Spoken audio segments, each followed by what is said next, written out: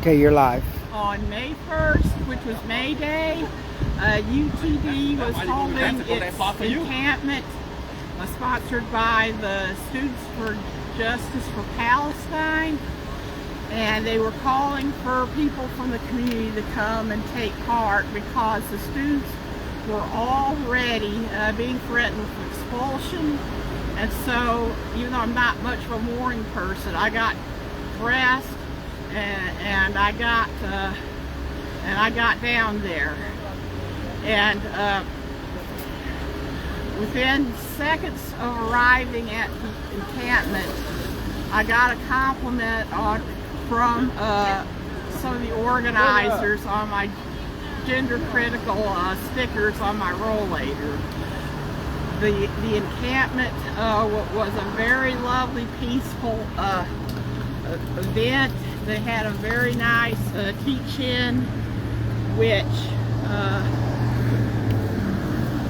was led by a professor, and there were several readings from different publications. Go ahead. Okay. Are you ready? Mm-hmm. Okay. So after the readings, and there was group discussion after each one. Because UTD has always been an international campus, even when I was a student in the late 80s and early 90s, it's always been an Asian majority campus. It was definitely not controlled opposition as some of the more elite campuses have been accused of. This was definitely an organic event. The tents were all different colors, different makes. Some of them had been used, others were new that students or other supporters had formed or had acquired. And during lunch, people in the community, particularly Mid-Easterners living in North Dallas and in thereabouts, served a beautiful lunch of chicken, shish kebab, saffron rice, looked like pinto beans, and pocket bread. And there was more food there than anybody could eat. And after the observant Muslim students got their prayer in afterwards, the students were busy studying for their finals. Finals were coming up, and they asked that alumni and other supporters step away from the students so they could study on their laptops for their finals. And while they were studying, that's when the state troopers and Collin County Sheriff's deputies arrived with armored vehicles, with riot gear. Vulnerable people such as myself were advised as a group to step away from the encampment for our safety so that we're not physically harmed. I moved a few yards, maybe about 100 yards outside of the encampment, and I was there for maybe about 10 minutes or so. But when the troops were marching to the encampment, they arrested a woman about 20 feet away from me, and that's when I had to further retreat. Because not only am I physically vulnerable, but I'm also financially vulnerable. I was overdrawn at the time and couldn't afford to be away, and so I retreated to the bus stop, and one of the students actually went with me to ensure my safety until I was on the bus safely. And the driver really went out of the way to figure out how to operate the wheelchair lift, which he had not done before, to get me safely on that bus so I wouldn't have to wait for the next one. So the next day, after follow-up protests on campus had been canceled in favor of going to the Collin County Jail. Thank you, guys. I'm in the process of doing like a little move. I went to the McKinney county seat, which was a lot of brand new buildings. It was not the historic buildings. The jail was next door to the sheriff's office, and there was a cryptic portico covering them. And about 300 people were there and greeted the detainees as they were released in small groups. And so one of the conditions of their bail was that they were banned from campus except to attend class or to participate in official functions.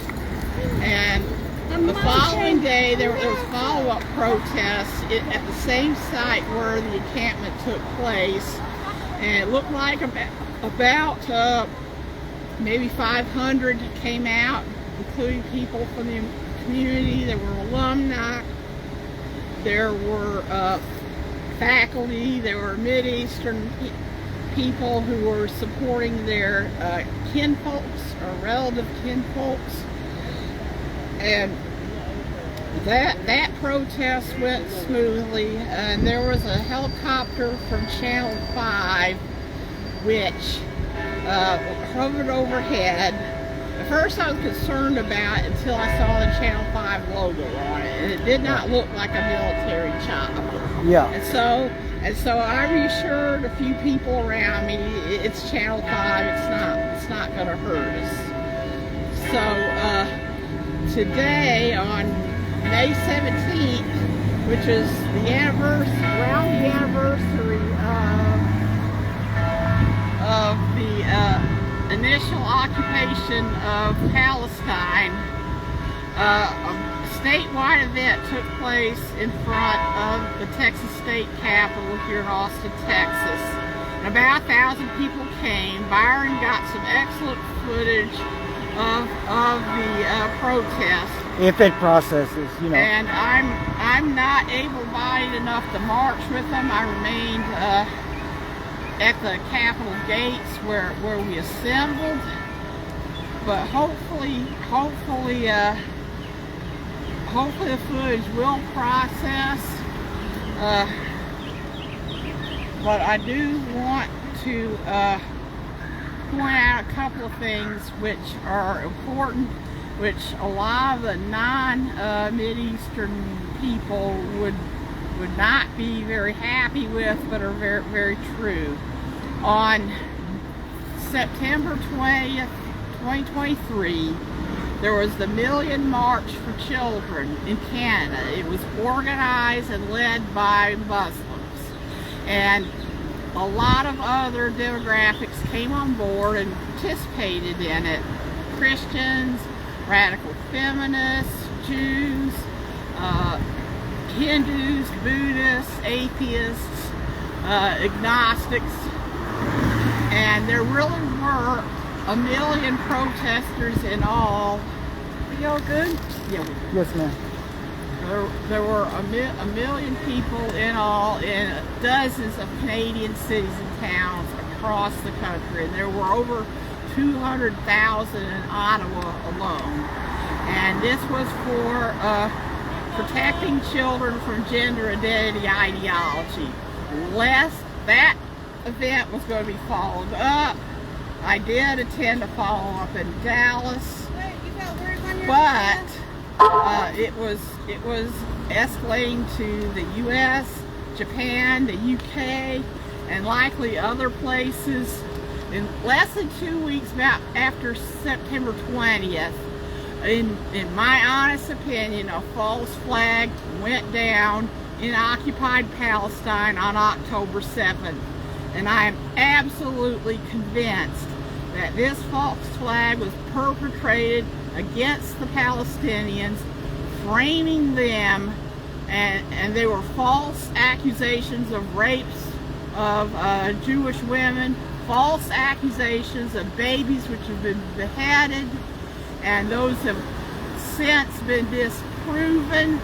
So my argument is anyone who is for trans rights activism has Palestinian blood on their hands. And I'm very firm about this. And I was grossed out when I saw their symbols on some of the protesters' personal belongings while I was here today. And another thing that will ruffle feathers on a different issue is, recall 4 years ago the free speech of people opposing lockdowns, mandates, and criticizing the medical industry had their free speech silenced, both in person and online. And I tried to warn people what the long-term consequences of that dangerous precedent would be. And surely enough, that has come to pass, both on the UTD campus, on other campuses, and even today there were 2 people arrested here in Austin. Yeah. And jail support was called. And so anyone wearing a mask, which I saw, they have Palestinian blood on their hands too. And I'm very firm about this. 2 days ago, that the Posey Parkers Go back. support. Go back to that sentence. Okay. 48 hours ago, I was in Tulsa for Posey Parker's Let Women Speak, which is her first event this year, and I traveled thanks to 2 different people who gave me gas money.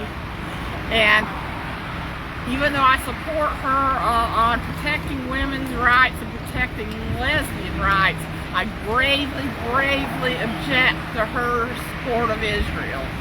And in my speech, I gently and subtly